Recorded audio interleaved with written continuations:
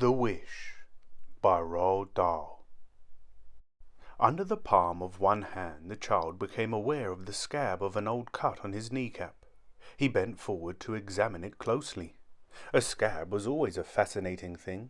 It represented a special challenge he was never able to resist. Yes, he thought, I will pick it off, even if it isn't ready, even if the middle of it sticks, even if it hurts like anything. With a fingernail he began to explore cautiously around the edges of the scab. He got the nail underneath it, and when he raised it, but ever so slightly, it suddenly came off. The whole hard brown scab came off beautifully, leaving an interesting little circle of smooth red skin. Nice, very nice indeed. He rubbed the circle, and it didn't hurt. He picked up the scab, put it on his thigh, and flipped it with a finger so that it flew away and landed on the edge of the carpet, the enormous red and black and yellow carpet that stretched the whole length of the hall from the stairs on which he sat to the front door in the distance. A tremendous carpet, bigger than the tennis lawn, much bigger than that. He regarded it gravely, settling his eyes upon it with mild pleasure. He had never really noticed it before, but now, all of a sudden, the colours seemed to brighten mysteriously and spring out at him in a most dazzling way. You see, he told himself, I know how it is. The red parts of the carpet are red-hot lumps of coal. What I must do is this. I must walk all the way along it to the front door without touching them. If I touch the red, I will be burnt. As a matter of fact, I will be burnt up completely.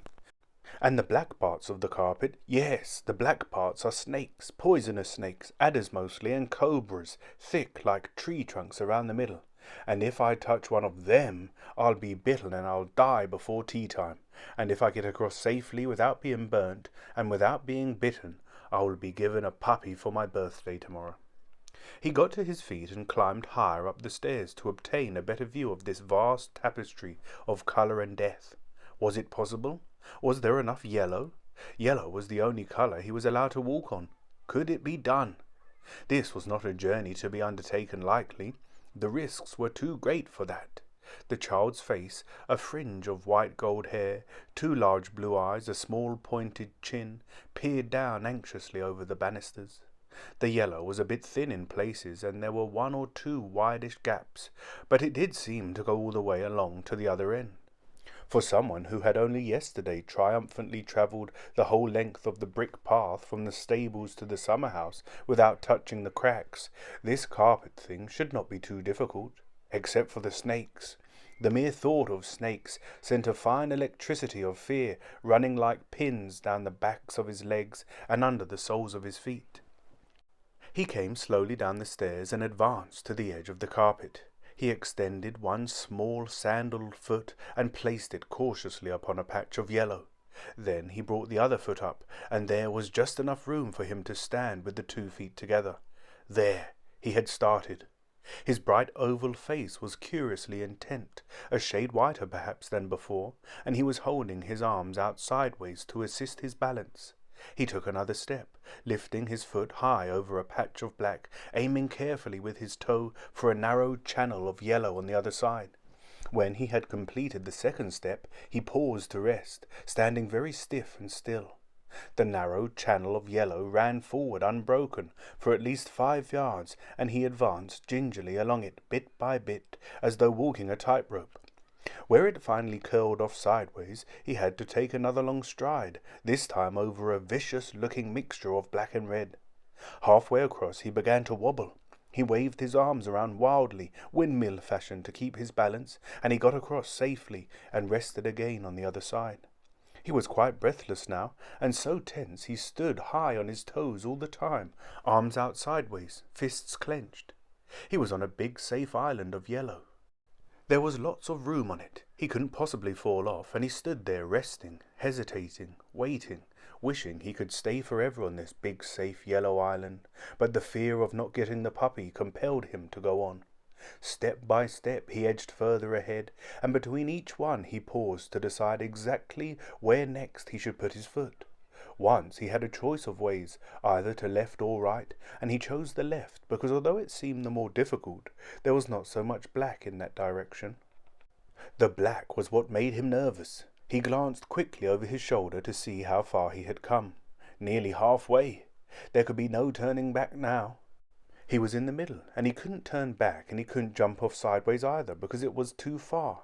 And when he looked at all the red and all the black that lay ahead of him, he felt that old sudden sickening surge of panic in his chest, like last Easter time, that afternoon when he got lost all alone in the darkest part of Piper's Wood.